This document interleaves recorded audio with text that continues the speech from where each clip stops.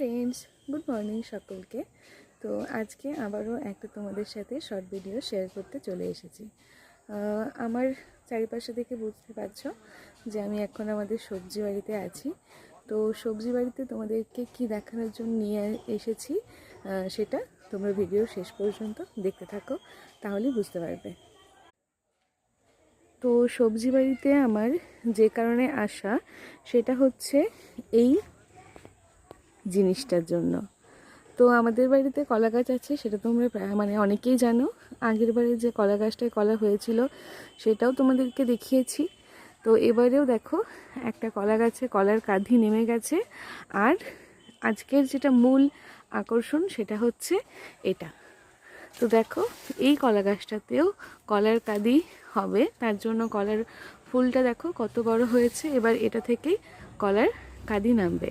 তো কেমন ছিল আজকের